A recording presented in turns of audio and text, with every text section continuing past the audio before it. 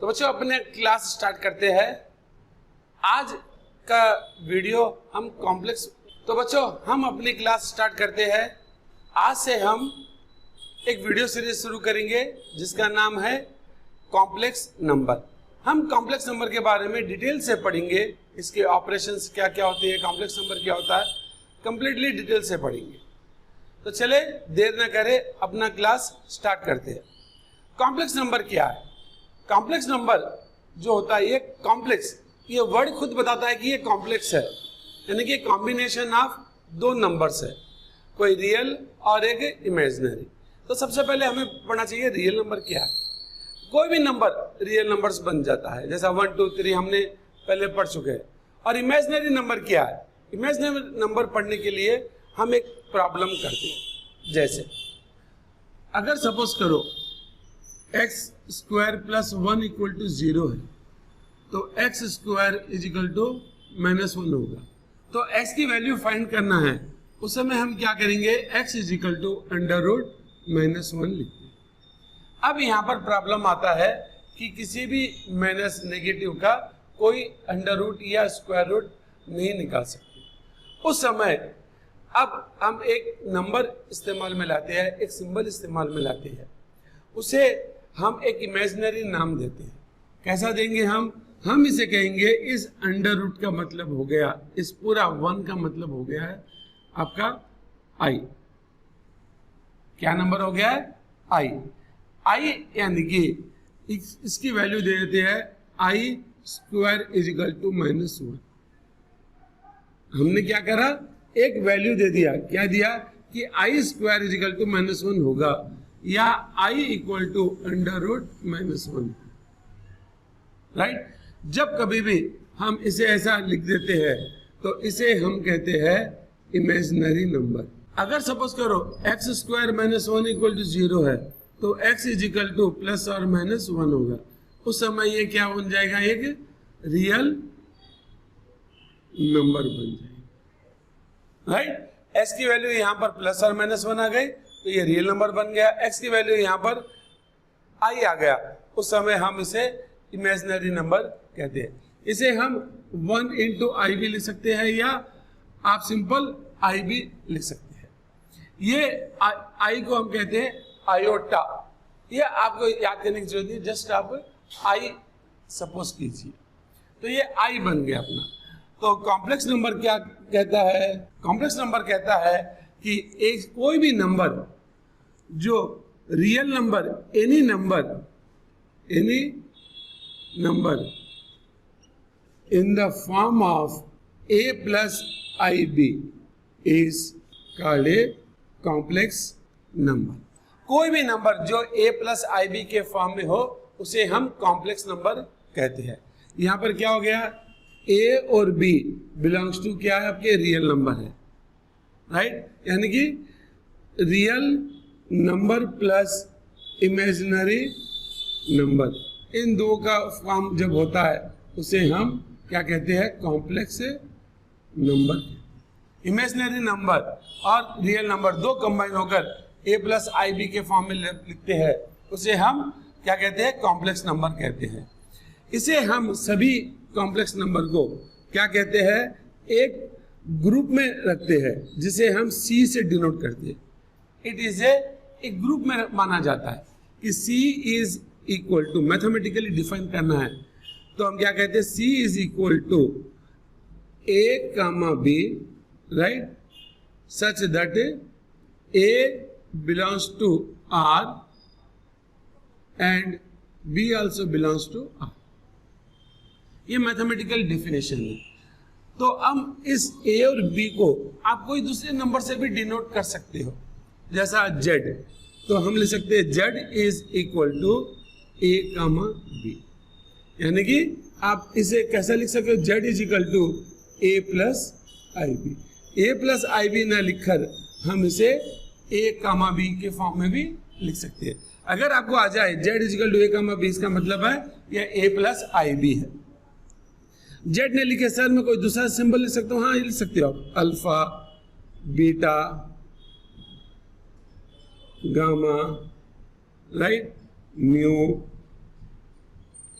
कोई भी आप नंबर से ऐसा सिंबल ले सकते हो, या नहीं sir Z1 is equal to A1 B1, Z2 is equal to A2 B2, इस तरह से भी आप लिख सकते हो। तो ये क्या हो गया, कॉम्प्लेक्स नंबर का सिंबल हो गया।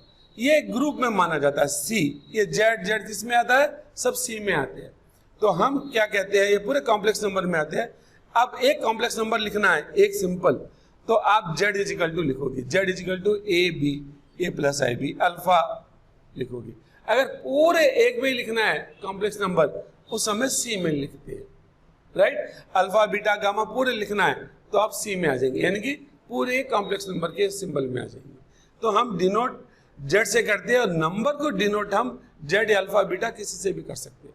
परंतु एक बात ध्यान रखिए, कॉम्प्लेक्स नंबर को डिनोट हम C से करेंगे, और कॉम्प्लेक्स नंबर के पूरे कोई एक नंबर लोगे आप, तो उसे हम अल्फा बीटा गामा से डिनोट करेंगे, राइट। तो इसके अलग अलग हम फॉर्मेशन अब पढ़ेंगे, कैसा ये एडिशन कैसा किया जाता है, मल्टीप्लिकेशन, डिवीजन, सब्ट्रैक्शन कैसा होता है, राइट। तो चले, तो स्टूडेंट्स अब हम पढ़ेंगे एडिशन ऑफ कॉम्प्लेक्स नंबर। तो एडिशन कैसा होता है, अगर सपोज करो Z1 कोई आपका कॉम्प्लेक्स नंबर है, Z1 कोई आपका कॉम्प्लेक्स नंबर है, क्या है A, B, और Z2 कोई कॉम्प्लेक्स दूसरा कॉम्प्लेक्स नंबर है, वह है C, D। तो हम एडिशन ऑफ कॉम्प्लेक्स नंबर कैसा लिखेंगे, Z1 plus Z2 is equal to AB CD।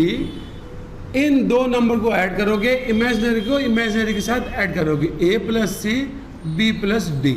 इसे हम कहते हैं क्या, addition of complex number.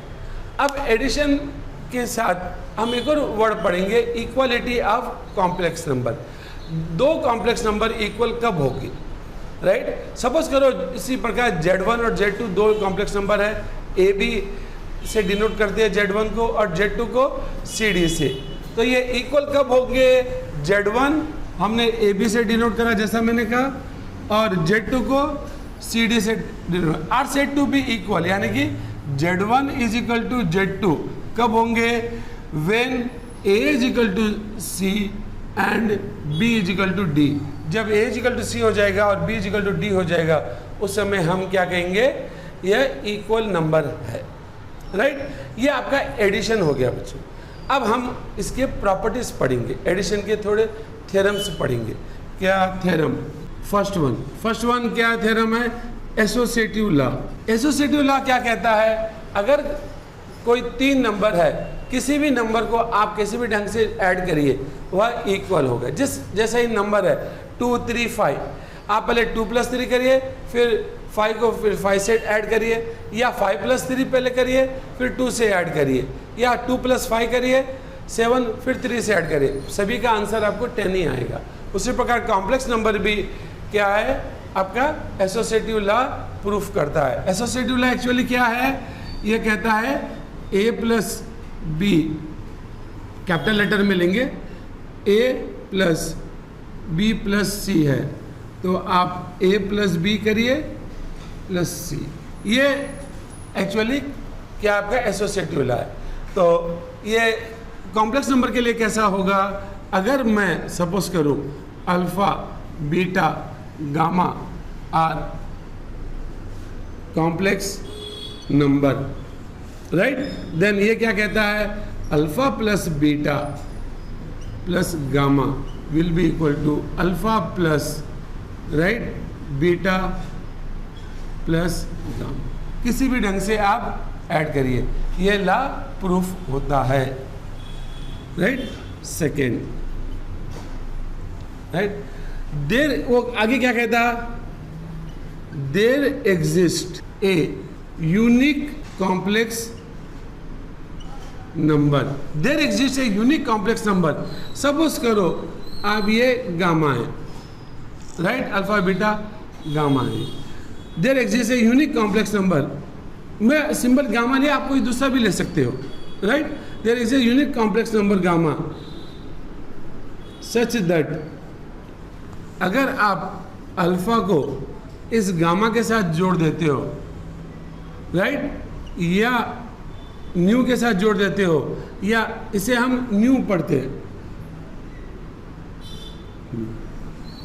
Right, alpha को न्यू के साथ जोड़ते हो या न्यू को अल्फा के साथ जोड़ते हो, तो आपको हमेशा, राइट, जब कभी भी आप जोड़ोगे, राइट, उस समय आपको हमेशा क्या आएगा, अल्फा ही आएगा, राइट, उस समय आपको ये अल्फा ही वैल्यू आएगी।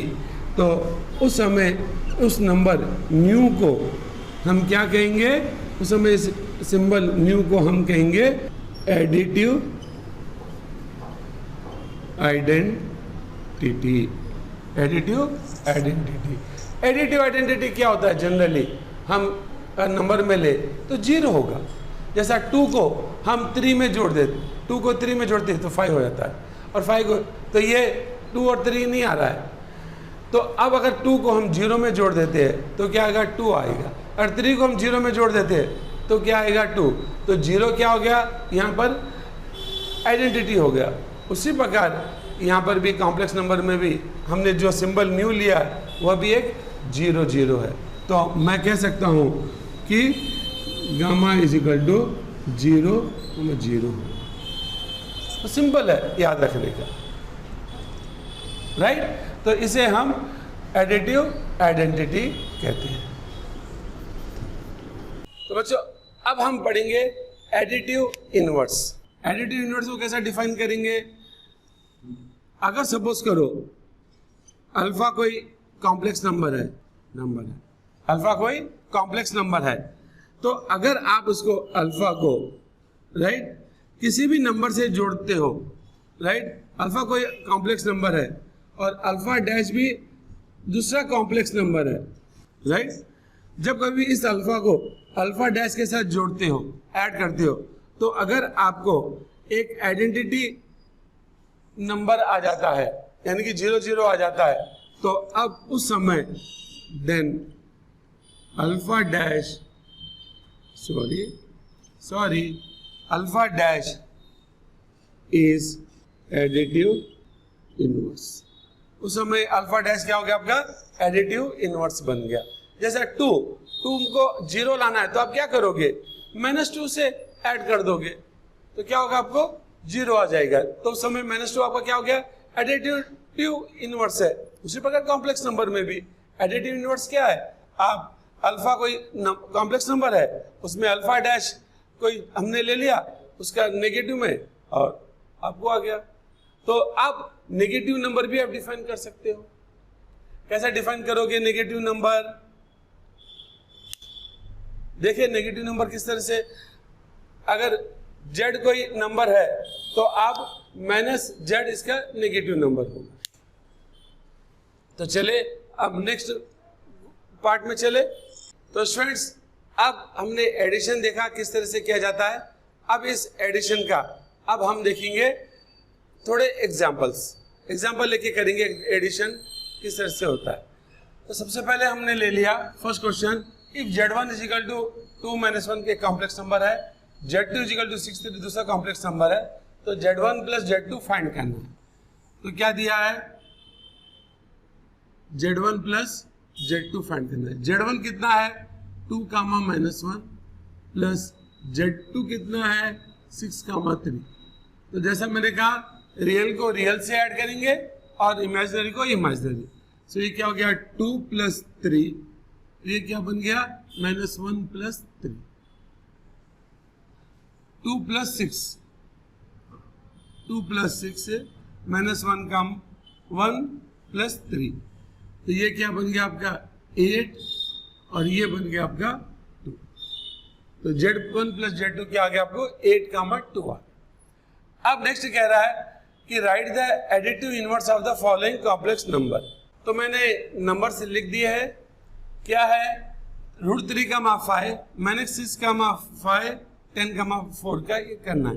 तो सबसे पहले हम करेंगे √3, 5। जैसा मैंने कहा इसमें क्या ऐड करोगे जिससे आपको एडिटिव इनवर्स फाइंड करने के लिए क्या ऐड करोगे उसका, ताकि आपको एडिटिव आइडेंटिटी आ जाए, यानी कि 0 आ जाए। पहले अभी हमने देखा था तो आप क्या करोगे, इसमें इसका नेगेटिव ऐड करोगे, तो क्या हो गया √3, 5 प्लस इसका नेगेटिव क्या होगा -√3 - 5। तो ये क्या बन गया आपका √3 - √3, राइट। दूसरा क्या हो गया 5 - 5 इजिकल टू क्या हो गया 0, राइट। इस तरह से मैं फाइंड करूंगा। आप डायरेक्टली आप लिख सकते हो, इसमें कह रहा है राइट द एडिटिव इनवर्स, खाली लिखना है। तो एक्चुअली इसका शॉर्ट फॉर्म क्या होगा, लिखेंगे additive identity is equal to -√3 - 5। Actually answer इसका इतना होगा। ये आंसर बताने के लिए मैंने ये मेथड इस्तेमाल किया। अब नेक्स्ट सेकेंड वन क्या है -6, 5 प्लस 10, -4। तो अब इसमें क्या है, अब आपको इसमें से आपको एडिटिव आइडेंटिटी, ये एडिशन में सबसे पहले ऐड करेंगे फिर डायरेक्ट आंसर लिखेंगे। तो इसका एडिशन क्या होगा -6, 10 है तो +10, 5 प्लस हाफ -4। तो ये क्या हो गया 10 में से 6 गया 4, राइट। 5 में से 4 गया 1। तो ये आपका आंसर है। Therefore additive identity is equal to -4, -1। That's. तो ये आपका एडिटिव आइडेंटिटी आ गया है, समझ में आ गया होगा, राइट। अब हम नेक्स्ट करेंगे।